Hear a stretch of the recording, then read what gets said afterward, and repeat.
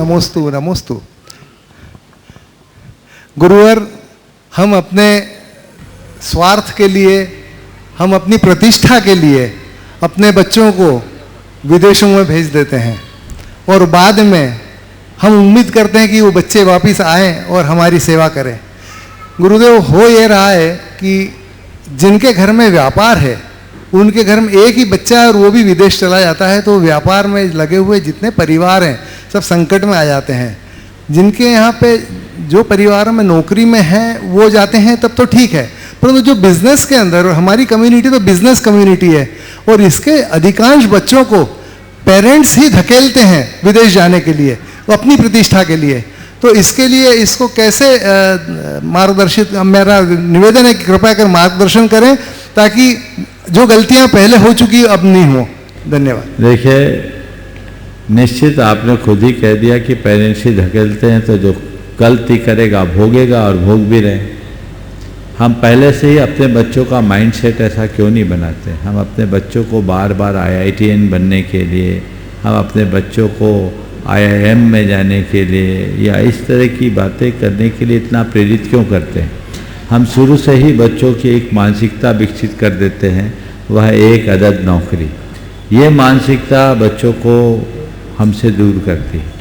पढ़ाई से लेकर के आगे तक बच्चों से आपकी जैसी निकटता होनी चाहिए वैसी निकटता रहती नहीं, और जब ऐसी निकटता रहती नहीं तो इस तरह के कुपरिणाम सामने होते हैं। तो सबसे पहले बच्चों की आपसे निकटता होनी चाहिए और पढ़ाई के साथ जीवन का मूलभूत ध्येय होना चाहिए। नौकरी कब करना चाहिए? जब हमारे पास जीविका का कोई दूसरा आधार नहीं। जिनके पास स्वयं की जीविका का सशक्त आधार है, जो 10 को नौकरी देने में समर्थ है, वो किसी का नौकर क्यों बने? तो ये प्रयास पहले से करना चाहिए। दूसरी बात, अब आने वाले दिनों में तो नौकरी में ऐसे भी स्थिरता नहीं है।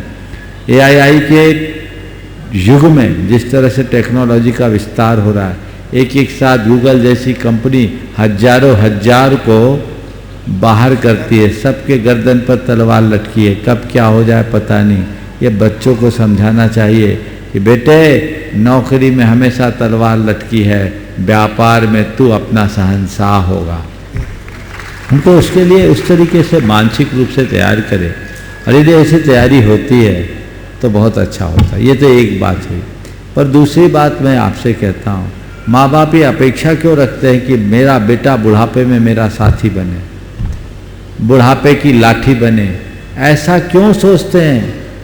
ऐसा क्यों नहीं सोचते कि मैं ऐसा जीवन जीऊँ, ऐसा जीवन जीऊँ कि मुझे बुढ़ापे की लाठी की जरूरत ही ना पड़े। स्वावलंबी बनिए, पराधीन क्यों बनते हैं?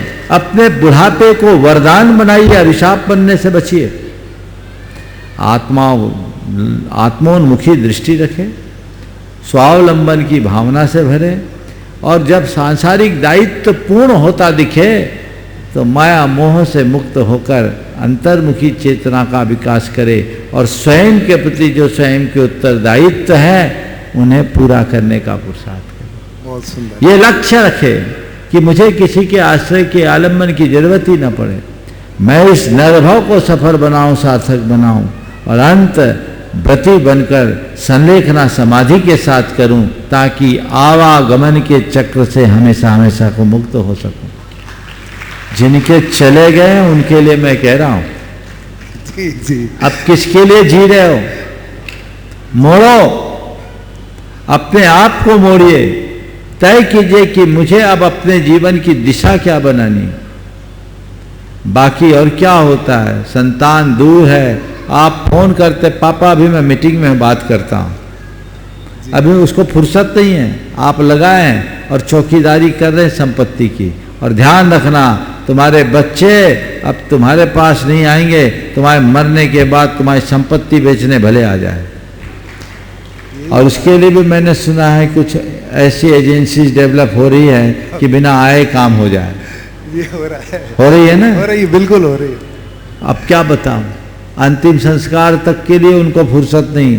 तो तुम तो सोचो ऐसा होने लगा है, आप लोग तो खैर भाग्यशाली हो, शायद ऐसा नहीं होगा जी, लेकिन ये केवल अंदर का मोहग्रस्त परिणाम है।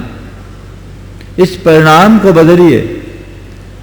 और जो हमारी 4 आश्रम की व्यवस्था दी गई है, उस व्यवस्था के तहत हम वानप्रस्थी और संन्यास आश्रम को अपने जीवन का आदर्श बनाएं।